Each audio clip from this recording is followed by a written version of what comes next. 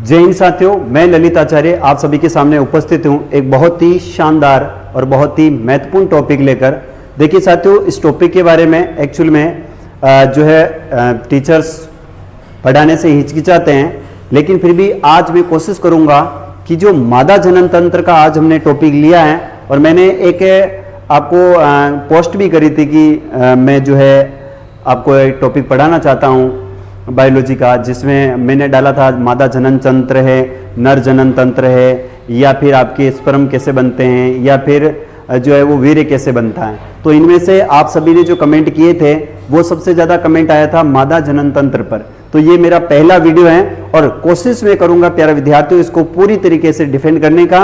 जो भी विद्यार्थी चैनल पर नए हैं वो चैनल को एक बार जरूर सब्सक्राइब कर लेना, और अगर आपको कुछ भी समझ आता है या नहीं आता है तो पॉजिटिव कमेंट करना, क्योंकि विद्यार्थियों आपके सपोर्ट और आपके जो पॉजिटिव कमेंट से उसके आधार पर आगे के वीडियो बनाने की हमें ताकत मिलेगी। क्योंकि ये टॉपिक एकमात्र ऐसा टॉपिक है जिसे पढ़ाने के लिए पहले टीचर को परिपक्व होना पड़ता है, उसके बाद वो टीचर इस कैमरे के सामने यानी तीसरी आंख के सामने आकर खड़ा होता है।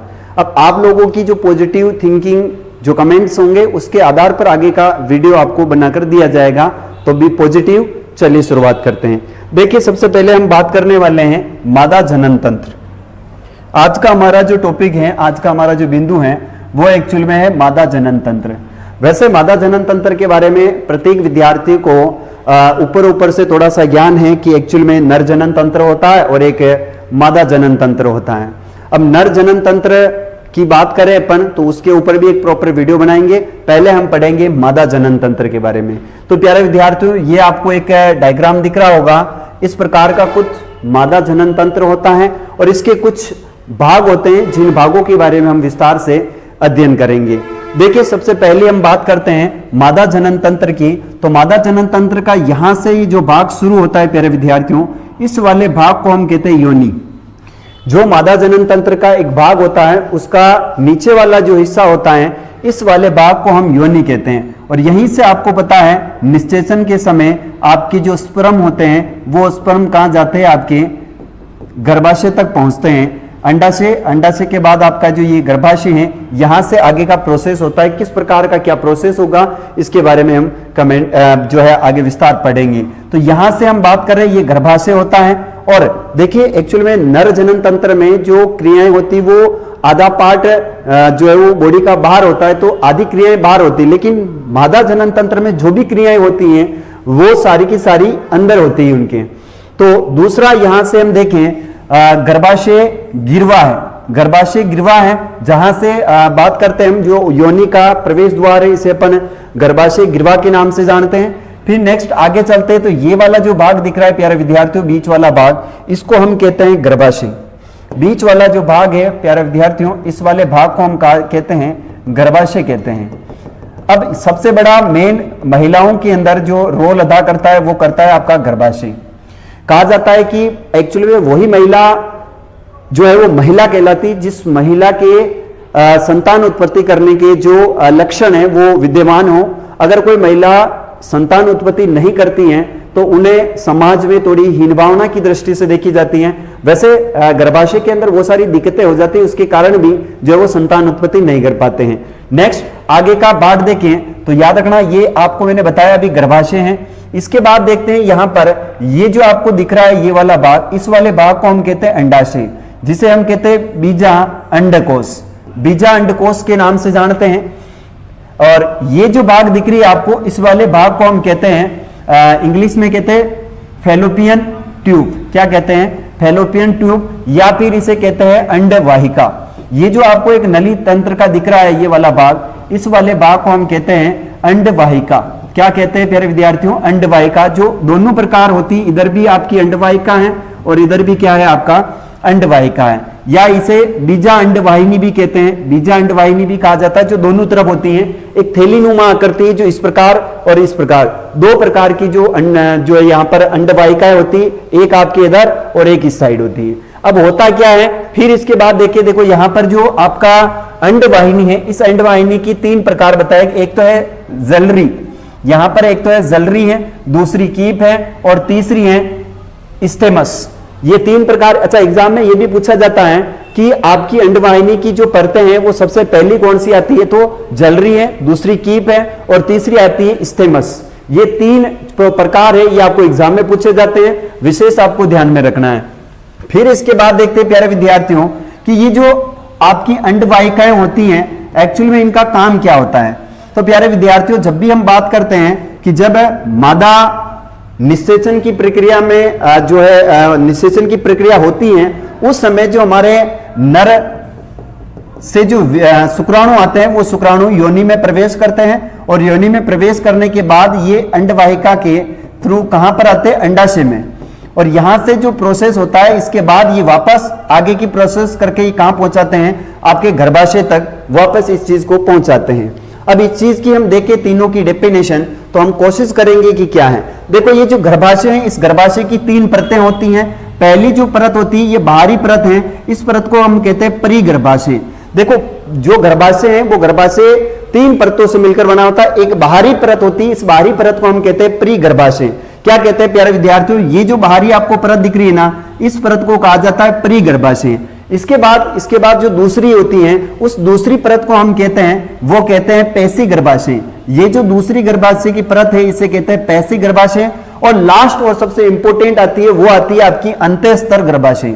ये जो परत होती है ये अंतःस्तरीय होती है। वैसे एक्चुअल में सबसे ज्यादा जो रोल अदा किया जाता है यहां पर, और अस्थायी जो परत होती है, याद रखना, वो अंतःस्तर जो आपके गर्भाशय है, यह परत कभी स्थायी नहीं रहती है। और यह आपकी जो मासिक धर्म का, यानी जो आपके मंथली जो बात करते हैं पीरियड्स का जो प्रोसेस होता है, वो ये आपकी परत के टूटने से होता है। क्योंकि जो मंथली जो प्रोसेस होता है, जो अपन बात करते हैं 28 दिन की बात करते हैं, महिलाओं में जो पीरियड्स की बात करते हैं, वो किस कारण होता है, तो ये परत टूटने के कारण, याद रखना, उनके अंदर पीरियड्स का एक प्रोसेस शुरू होता है। वैसे एक्चुअली में हम पीरियड्स की बात करें प्यारे विद्यार्थियों, तो इसके ऊपर भी एक प्रॉपर जो है आपको वीडियो बनाकर दिया जाएगा, और वो सिर्फ और सिर्फ तब दिया जाएगा जब आप पॉजिटिव थिंकिंग के साथ कमेंट्स करोगे। नेक्स्ट हम बात करते हैं प्यारे विद्यार्थियों कि ये जो गर्भाशय होता है, एक्चुअली में इस गर्भाशय का काम क्या होता है कि यहां पर आपके जो भ्रूण होता है, जो बच्चा निर्माण होता है, वो सारा का सारा कार्य कहां पर होता है, गर्भाशय के अंदर होता है।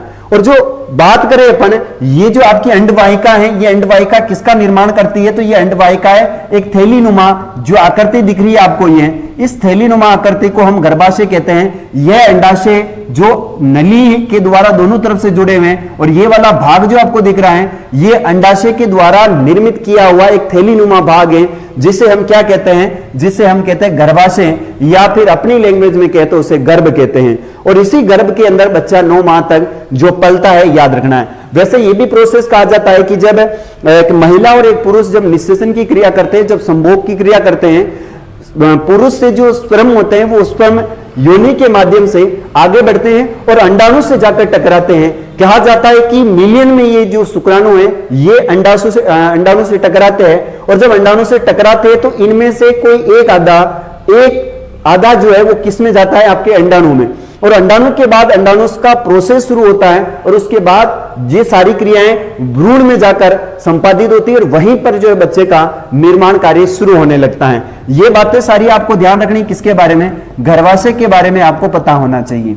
फिर इसके बारे में देखो डिटेल से हम बात करें तो मैंने आपको क्या बताया कि ये एक योनि जो है, यहां से इसका प्रवेश, यानी शुक्राणु यहां से प्रवेश करते हैं, जिसे हम योनि कहते हैं। और महिला का सबसे अहम पार्ट माना जाता है, वो माना जाता है इसमें योनि।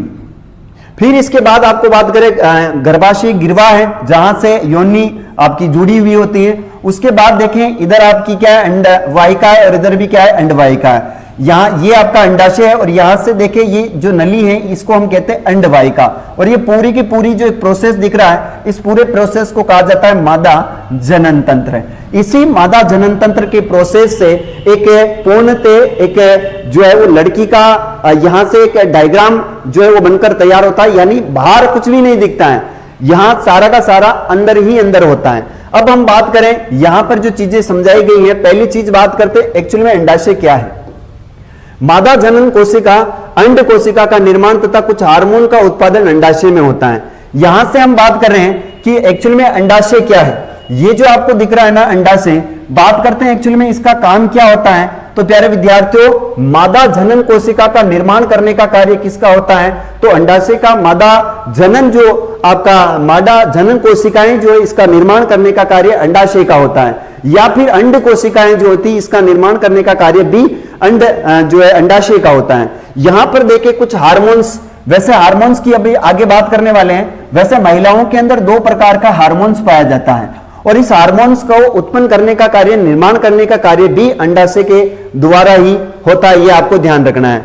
फिर आगे बात करते हैं अंडवाहिका क्या होती है। तो देखिए अंडवाहिका की हम बात कर रहे हैं कि ये जो थैलीनुमा आपको आकर, ये जो नलीनुमा आकृति दिख रही है, इसको हम कहते हैं अंडवाहिका। और ये जो आपको दोनों तरफ दिख रहे हैं, ये 2 अंडाशय होते हैं। यानी महिलाओं में कितने अंडाशय होते हैं? तो याद रखना है कि महिलाओं के अंदर जो है, महिलाएं के अंदर 2 अंडाशय होते हैं, एक लेफ्ट साइड और एक राइट साइड होता है। देखो अंडवाहिका क्या है? प्रत्येक माह एक अंडा परिपक्व होता है। यानी अंडवाहिका यानी ये जो अंडा है, प्रत्येक माह में एक अंडा यहां से परिपक्व होता है और अंडवाहिका द्वारा ये कोशिका गर्भाशय तक लेकर जाता है। यानी यहां से जो अंडा पकता है, वो पकने के बाद यहां से इस नलिका के माध्यम से ये कहां आता है? तो ये गर्भाशय में आते हैं। और जब गर्भाशय में आते हैं तो उसके बाद क्या होता है? आगे की प्रोसेस जो होती है वो गर्भाशय के अंदर पूरी होती है। जैसे बच्चे का निर्माण, जैसे बच्चे का जो वो नहीं ठहरना, उसके कारण जैसे गर्भपात होना, ये सारी क्रियाएं जो है वो आपके अंडवाहिका की जो क्रियाएं होती है उसके भेजने के बाद वो सारी क्रियाएं संपादित होती हैं। जैसे यहां पर हम बात करते हैं, अगर किसी को निषेचन के बाद या संभोग के बाद अगर किसी महिला को वो बच्चा नहीं चाहिए होता और उसे पता चल जाता है कि वो प्रेग्नेंट है, तो उसके बाद में वो जो भी ट्रीटमेंट जो भी लेती हैं, वो प्रोसेस भी याद रखना सबसे ज्यादा इफेक्ट पड़ता है अंडाशय के ऊपर। अंडाशय जो है वो उस चीज को फेल करने की कोशिश करेंगे और फेल करने के लिए इनके ऊपर ज्यादा दबाव बनाया जाएगा कि ये जो प्रोसेस है वो प्रोसेस इनका डिस्टर्ब कर दिया जाएगा। जैसे कोई भी गर्भ निरोधक टेबलेट लेने से ये सारी क्रियाएं ये भेजेगा कहां पर? गर्भाशय, और गर्भाशय से ये सारी चीजें जो है वो वापस आपकी योनि के माध्यम से बाहर आ जाती है। ये तो हुई बात आपकी अंडवाहिका की। गर्भाशय क्या है? देखो दोनों अंडवाहिकाएं संयुक्त होकर एक लचीली थैलीनुमा संरचना बनाती हैं। यानी ये जो दोनों थैलियां दिख रही है आपको, ये लचीली होकर एक प्रकार से ये एक थैली का निर्माण कर रही हैं। और इस थैली को हम क्या कहते हैं प्यारे विद्यार्थियों? इसको कहा जाता है गर्भाशय। वैसे सभी जानते हैं एक्चुअल में, क्योंकि मादा जनन तंत्र एक बहुत ही ऐसा टॉपिक है जिस टॉपिक को एक्चुअल में आप 9th-10th में पढ़े होंगे। मैं आपको बता दूं, आपने पढ़ा होगा 9th-10th के अंदर, ये टॉपिक जो है एक्चुअल में विद्यार्थियों को अध्यापक पढ़ाते ही नहीं है। जो भी टीचर थे उन्होंने स्किप कर दिया है कि आप स्वयं पढ़ लेना। बच्चों को मैं तो ये कहता हूं, जब तक आप सेक्सुअल एजुकेशन नहीं देंगे, जब तक बच्चों को पूरा प्रोसेस नहीं बताएंगे कि एक्चुअल में मादा जनन तंत्र होता कैसे है, नर जनन तंत्र होता कैसे है, मादा जनन तंत्र के अंदर जो क्रियाएं होती हैं एक्चुअल में वो किस प्रकार से क्रियाएं होती हैं, एक्चुअल में जो महिलाओं के अंदर जो टाइम पीरियड की हम बात करते हैं उसका क्या प्रोसेस है, वो अगर आप एजुकेशन में इन्वॉल्व नहीं करोगे तब तक हमारी जो बच्चियां हैं, हमारी जो बहन बेटियां हैं, ये बहन बेटियां किसी ना किसी बीमारी का जरूर शिकार होती जाएगी। यहां पर कहा जाता है कि हम हर एक चीज घर से बाहर सीखते हैं, क्योंकि यहां पर हम जो संभोग करने की क्रिया हुई, चाहे निषेचन की क्रिया हुई, ये कभी पेरेंट्स नहीं बताते कि बेटा इस प्रकार की जानकारी ये ऐसे ऐसे हैं। ये सारी चीजें जो है वो फ्रेंड्स सर्कल के तहत हम सीखते हैं और वहां से जो फ्रेंड्स जो सिखा रहा है वो हमें गलत जानकारी दे रहा है और गलत जानकारी के कारण हम हमारा जीवन बर्बाद कर बैठते हैं। तो यहां पर याद रखना गर्भाशय का सबसे बड़ा रोल होता है। एक्चुअल में एक महिला को महिला बनाने का काम भी गर्भाशय करता है, क्योंकि जिस महिला के अगर गर्भाशय के अंदर या गर्भाशय नहीं है वो एक्चुअल में महिला भी नहीं होती। पुरुष और महिलाओं में यही फर्क है कि पुरुष और महिलाओं की बात करें तो महिलाओं की यहां पर हम 3 प्रकार का एक प्रोसेस देखते हैं, 3 प्रकार का एक प्रोसेस देखा जाता है। जैसे बात करते हैं ये आपका महिला के अंदर देखें तो ये वक्स, बात करें यहां पर स्तन की बात करें, वक्स का एक प्रोसेस होता है। यहां पर देखें तो एक उदर का होता है, उदर का मतलब इसे हम जहां पर इनका पाचन क्रियाएं होती है, और महिला के अंदर ये वाला भाग होता है, इस वाले भाग को हम कहते हैं मादा जनन तंत्र। मादा जनन तंत्र यहां पर इस प्रकार की एक है, आपको पता होगा इस प्रकार की एक क्या बनी होती है, थैली बनी होती है, और इसी को हम गर्भाशय कहते हैं। और यहां पर इस प्रकार से यू जुड़ा हुआ होता है और ये आपका योनि का सिस्टम। बाकी दो चीजें तो देखिए, वक्ष पुरुषों में भी होते हैं और उदर की बात करें तो ये पुरुषों में भी होता है, लेकिन ये जो प्रोसेस है ये प्रोसेस महिलाओं के अंदर होता है, जबकि पुरुषों की बात करें तो पुरुषों में बाहर होता है। सर इसको हम देखें तो किस प्रकार से देखा, तो यहां पर मैं आपको बता दूं, चलो उसको हम बाद में बात करेंगे। एक बार मैं आपको जो जानकारी देना चाह रहा हूं उस जानकारी को समझ लीजिए। ये पूरा का पूरा महिला, इसके 3 पार्ट्स होते हैं, पहला वक्ष हुआ, दूसरा उदर हुआ और तीसरा आपका योनि वाला पार्ट हुआ। तो ये 3 चीजें हमें समझना काफी इंपोर्टेंट हो जाता है। अब गर्भाशय क्या कह रहा है, देखो दोनों अंडवाहिका यानी एक अंडवाहिका और आपकी ये दोनों जुड़ी हुई होती है और ये थैलीनुमा यानी ये जो थैला दिख रहा है इस थैले को हम क्या कहते हैं, गर्भाशय कहते हैं। संरचना थैलीनुमा संरचना बनाती है जिसे हम क्या कहते हैं, गर्भाशय या गर्भ के नाम से जानते हैं, जहां पर बच्चा पलता है। अब बच्चे का प्रोसेस प्यारे विद्यार्थियों याद रखना है, 9 माह तक की प्रक्रिया होती है और वो आपको पता होगा एक है नाभि से एक जो नली होती है उस नली के माध्यम से वो जुड़ा हुआ होता है और गर्भ के अंदर उसे जो भी पोषण मिलता है वो उसे उसी नली के माध्यम से मिलता रहता है।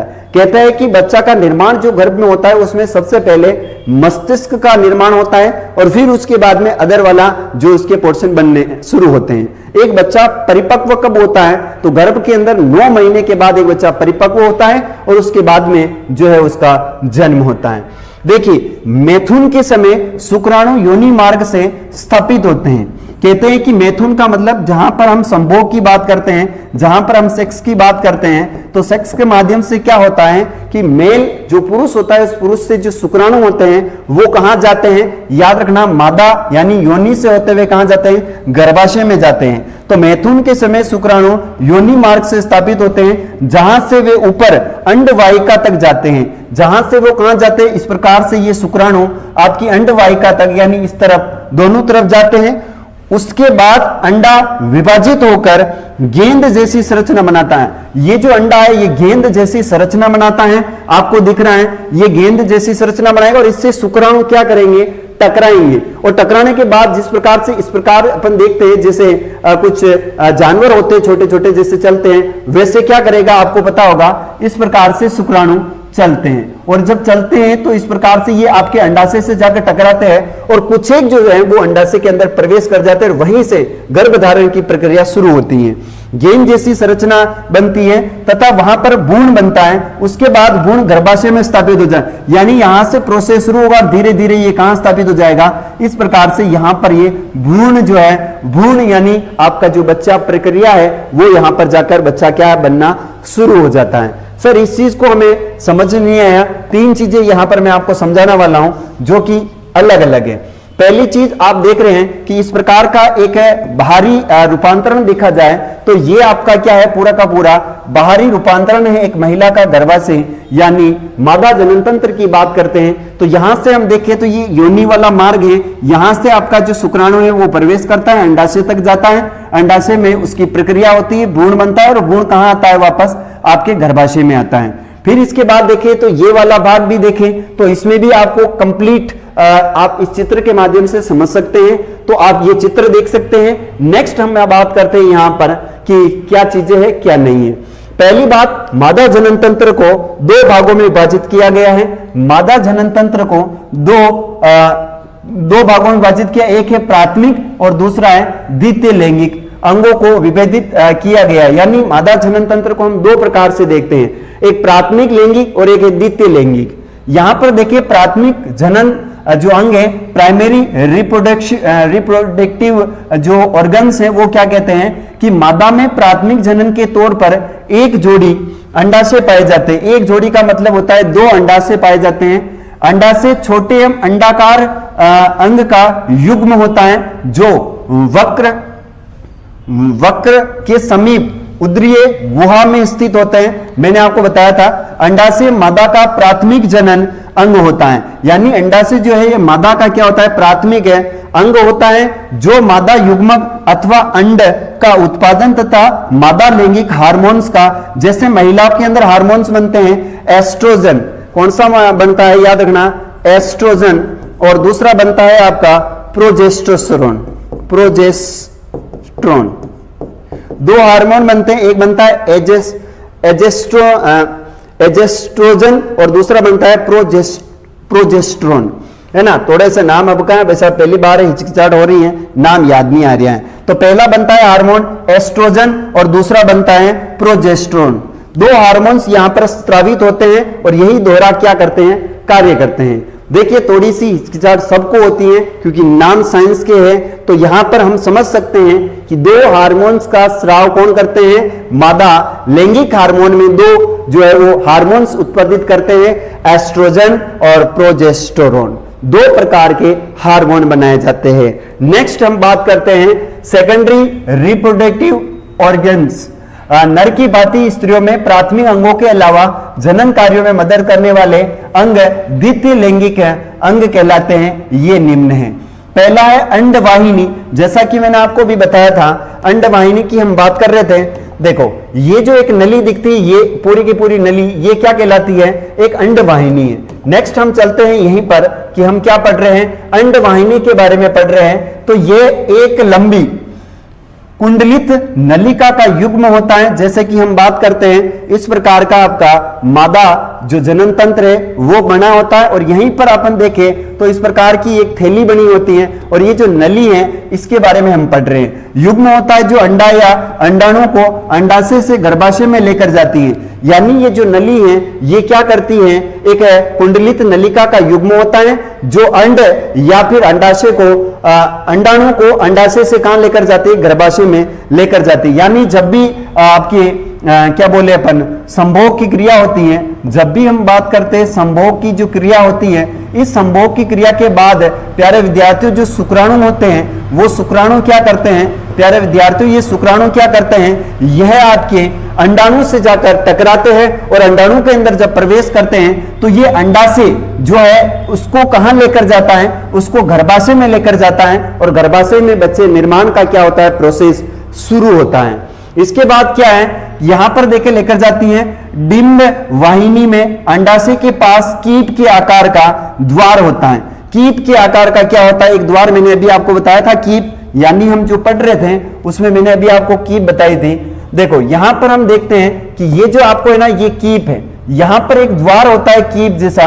तो ये जो आपको क्रियाएं दिख रही है ये बाहरी रूपांतर जो जल रही है और इसके प्रकार से यहां पर हम देखें जहां पर आपका ये जो अंडाणु है ये कीप के माध्यम से अंदर क्या करता है, प्रवेश करता है। कीप के माध्यम से क्या करता है, ये प्रवेश करता है। तो कीप के आकार का द्वार होता है। यह नलिकाएं दोनों सिरों में पेशीय संरचना चाल गर्भाशय में खुलती है जिसकी लंबाई 10 से 12 सेंटीमीटर होती है। जिसकी लंबाई कितनी होती है, 10 से 12 सेंटीमीटर होती है। जिसकी लंबाई कितनी होती है प्यारे विद्यार्थियों, याद रखना 10 से 12 सेंटीमीटर होती है।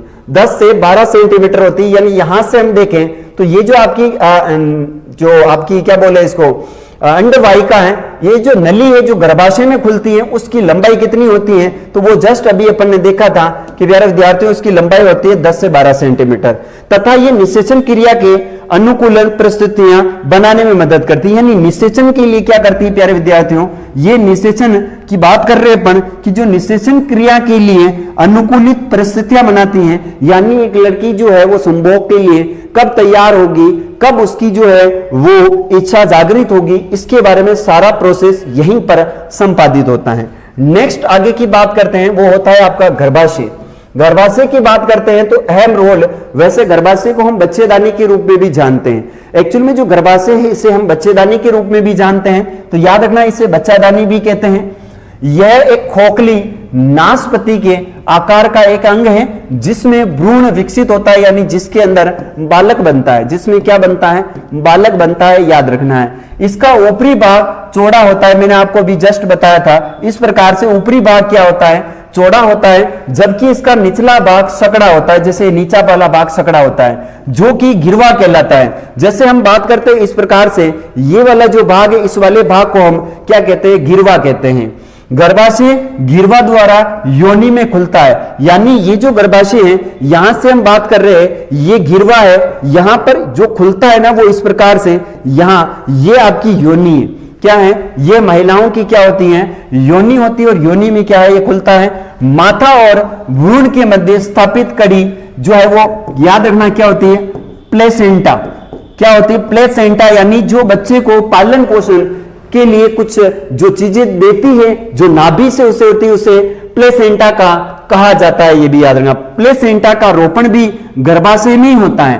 प्लेसेंटा जो है वो प्लेसेंटा बच्चे गर्भ के अंदर जितने माह तक रहेगा उसको जो भी लालन पालन, जो भी पौष्टिक आहार वगैरह चाहिए होता है, वो सारे का सारा उसे प्लेसेंटा के माध्यम से मिलता रहेगा। और ये जो बच्चा होता है ये गर्भ में मां के साथ प्लेसेंटा के माध्यम से जुड़ा हुआ होता है। और जब बच्चा का जन्म होता है उस समय इस प्लेसेंटा को जो है वो काट दिया जाता है और बच्चे प्लेसेंटा होती हैं, यही उस बच्चे का लालन पालन करती हैं। बाहर आने के बाद महिला जो है वो अपने बच्चे को जो है दुग्ध का स्रावन करवाती हैं, लेकिन गर्भ के अंदर वो प्लेसेंटा के माध्यम से जो है वो अपना पोषण ग्रहण करता है। नेक्स्ट इसके बाद योनि की बात करते हैं। योनि भी एक नलिका के समान संरचना होती है। योनि भी एक नलिका के समान संरचना होती है तथा इसे जन्म नलिका या रजस्राव की नलिका भी कहा जाता है। योनि नर से शुक्राणु ग्रहण करती है तथा जो पूर्ण विकसित शिशु के जन्म हेतु मार्ग के रूप में कार्य करती हैं। योनि में याद रखना है यहां पर लैक्टोबैसिलस एक जीवाणु है जो पाया जाता है, जो कि लैक्टिक अम्ल का निर्माण करता है। यानी याद रखना ये क्या करता है, लैक्टिक अम्ल का क्या करता है, निर्माण करता है। लैक्टिक अम्ल का क्या करता है, निर्माण करता है। अब जब लैक्टिक अम्ल का निर्माण करता है तो संभोग के समय जो महिला के योनि से एक तरल पदार्थ का निर्माण होता है जिससे हम लैक्टिक अम्ल के नाम से जानते हैं। और ये करता कौन है, तो ये करता है आपका लैक्टोबैसिलस के नाम से एक जीवाणु पाया जाता है, यह इसे स्रावित करता है। तो प्यारे विद्यार्थियों योनि के बारे में समझे होंगे, इसे हम वेजाइना के नाम से जानते हैं। योनि भी एक नलिका के समान संरचना होती है तथा इसे जन्म नलिका या रजस्राव की नलिका भी कहा जाता है। योनि नर से शुक्राणु को ग्रहण करती है, यानी संभोग की क्रिया हम कहां पर करते हैं, तो याद रखना योनि के माध्यम से करते हैं तथा पूर्ण विकसित शिशु के जन्म हेतु मार्ग के रूप में कार्य करती हैं। यानी जो योनि है प्यारे विद्यार्थियों, ये बच्चे के जन्म के निर्माण में भी कार्य करती हैं। बात करते हैं प्यारे विद्यार्थियों, योनि का कुछ इस प्रकार का भाग होता है और यहां पर हम देखें तो योनि के अंदर दो छिद्र होते हैं। एक आपका यहां से महिला का जो मूत्र मार्ग होता है और दूसरा होता है ये जिसे हम योनि के नाम से जानते हैं। वैसे आपको मैं बता दूं जानकारी के लिए कि महिलाओं के मूत्र करने का मार्ग अलग है और इनके जो टाइम पीरियड्स का एक ब्लड स्रावित होता है वो स्रावित आपकी योनि के माध्यम से होता है, उसका मार्ग अलग है। और जो निषेचन होता है वो भी याद रखना योनि के माध्यम से निषेचन होता है। तो ये प्रक्रियाएं प्यारे विद्यार्थियों एक गर्भाशय के बारे में पूरी जानकारी थी। आई होप प्यारे विद्यार्थियों आपको ये जानकारी अच्छी लगी होगी और कोई भी त्रुटि रही हो तो मुझे क्षमा करिएगा। और ये जानकारी बहुत महत्वपूर्ण जानकारी है प्यारे विद्यार्थियों, क्योंकि पहली बार आज मैंने भी इस टॉपिक को पढ़ाया है, तो इसमें जो भी गलतियां, जो भी भूल चूक रही हैं उसके लिए मैं क्षमा प्रार्थी हूं। और प्यारे विद्यार्थियों अगर आपका अच्छा रिस्पॉन्स रहा तो हम ऐसे ही वीडियो आपको देते रहेंगे और आप प्लीज इस पर पॉजिटिव थिंकिंग के साथ कमेंट कीजिएगा। बाकी मिलते हैं अगले वीडियो में, तब तक के लिए जय हिंद, वंदे मातरम।